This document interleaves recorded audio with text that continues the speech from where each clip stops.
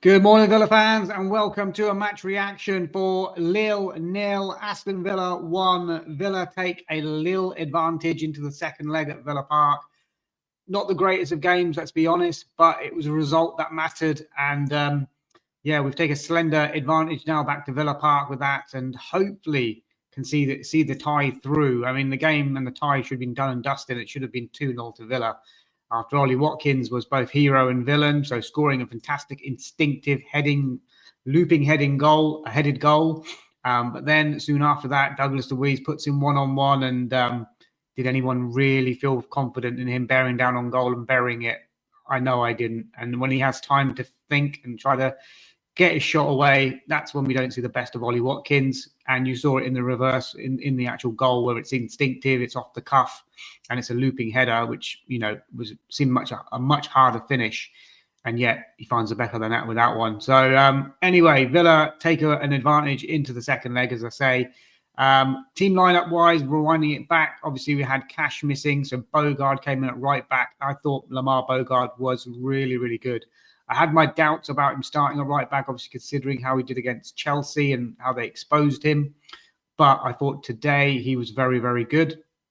And then ahead of that, Buendia getting the nod at left back over Martin to play against his former team. He came through the Lille Academy as a youngster, Buendia did. And he was solid enough, didn't venture forward hardly ever. But he gave us a solid kind of basis and a solid back four structure. And the same with Bogarde, really. Bogarde showed a little bit of intent in getting forward, but really it was all about structure. And I think Emery's talked about structure quite a bit in the last few weeks as well.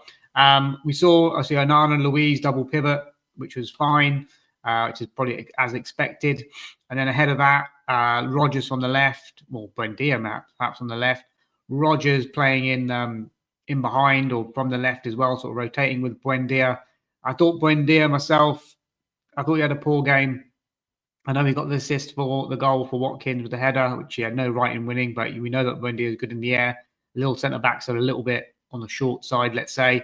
But I felt overall Buendia losing possession quite a bit, running around like Scrappy-Doo and, trying to pass and just putting it into the Lille players and not doing a lot. And I'm surprised he lasted as long as he did, to be fair. But yeah, Buendia not for me, but I'll come to the player ratings in a moment as well. Sancho getting and the nod as well on the right-hand side. I'll come on to him in a moment. And then obviously Tammy Abraham on the bench.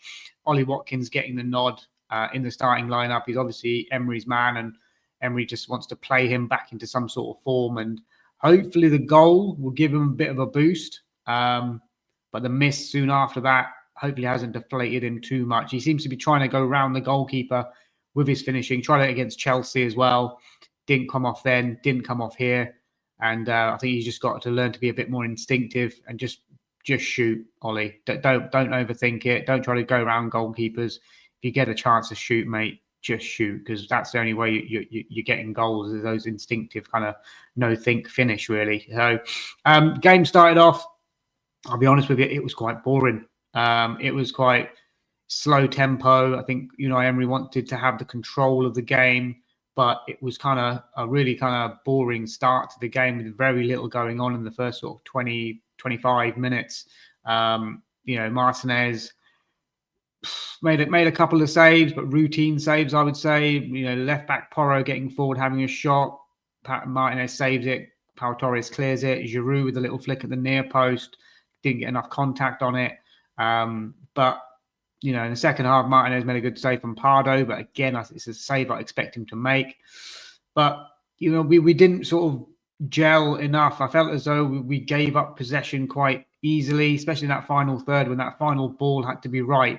It just wasn't coming off. There was a chance like in the 12th minute where we had a good break and Ollie Watkins is edge of the box. And I thought, yes, just hit it. Just try a shot early on against the keeper. And he tries to put in a cross, which is wayward and ends up going out for a throw.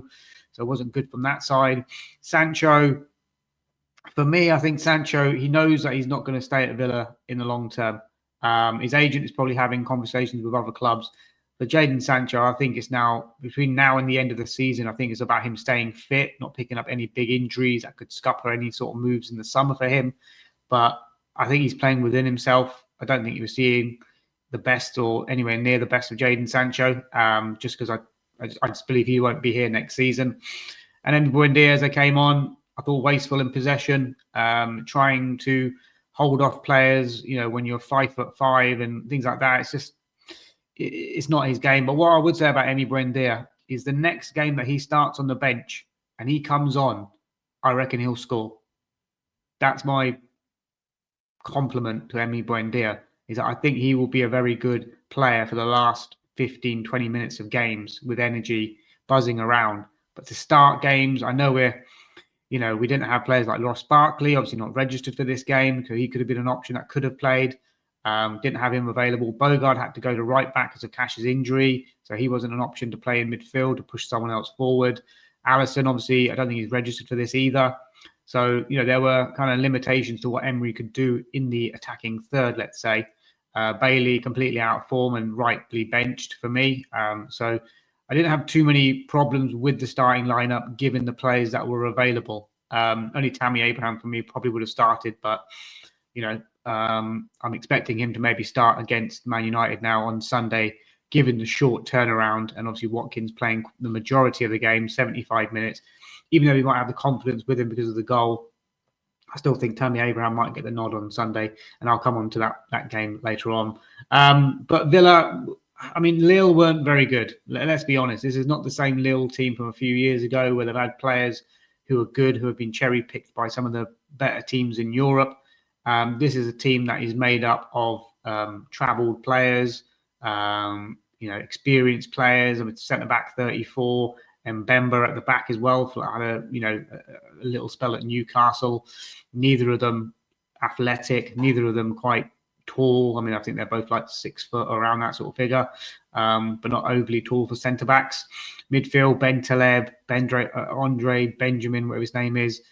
Both sort of mid to late 30s as well. So not as good as Lille have been over the years. I thought their right back, Thiago Santos, was probably the most comfortable player on the ball. Showed some nice little control and things like that. But for me, they didn't do much. Giroud, obviously, you can play the high line against him. He's not going to run in behind. He's reliant on service coming in from the wings. And I think we snuffed that out quite well. And it was great to see John McGinn come on. What a difference one player has made just in those, 15 minutes that he was on, 15, 16 minutes that he was on. In and around it, buzzing around, winning the ball, using his body, great passing ability, and it gave everyone a lift. You saw Onana's game go up by sort of 10%, 15% as soon as McGinn was next to him. It just seemed to lift everyone around him, and he was so busy in those 15 minutes. And it's like we haven't seen any of the players kind of step up in that McGinn role responsibility. And Rodgers mentioned in his pre-match about how much he's been missed around the camp in terms of being the funny guy and lifting the spirits.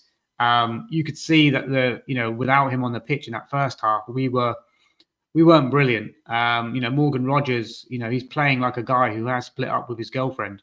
That's definitely showing in his performances, his reactions after he's not getting certain decisions. There was a couple of corners that should have been given his way.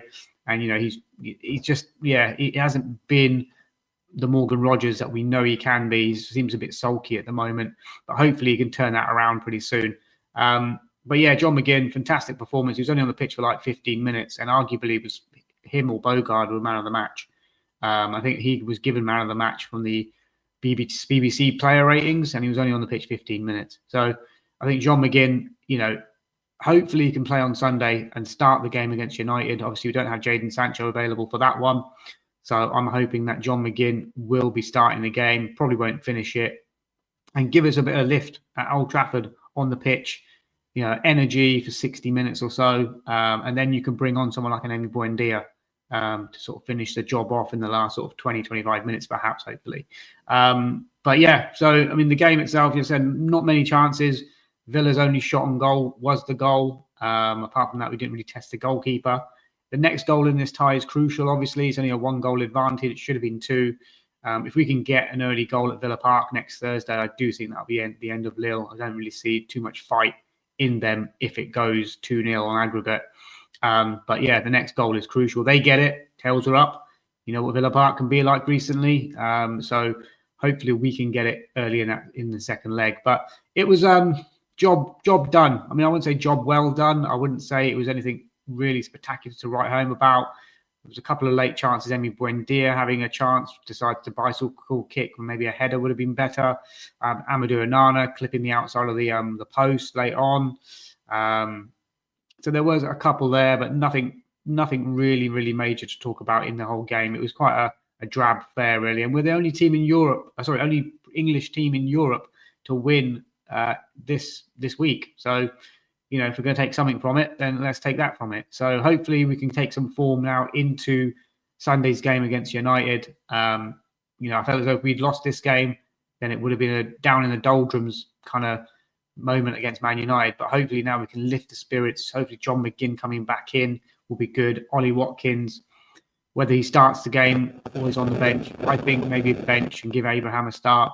Or if Abraham starts next week against Lille in the second leg, as I said, the two centre-backs are very small, not very agile. I think Abraham would absolutely eat them up, you know, in terms of physicality, aerial dominance, running in behind.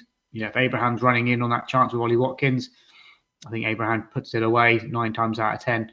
But anyway, guys, I'll leave it there. Like, subscribe, share, hype it up. Super chats, super thanks are available. I'll be back later on with a Man United preview, a very quick video for that too. But yeah, guys, if you like what you're hearing, help me on the road to 1,000 subscribers, getting great views on the shorts and the instant match reactions. Let's get some good views on this one. Let's hit a like target of 25 for this one. So if you made it this far in the video, do hit that like button. And let's go with a little word. If you made it this far into the stream, 12 minutes in, hit the word coffee at the end of it. All right, take care. Peace and love. Speak soon.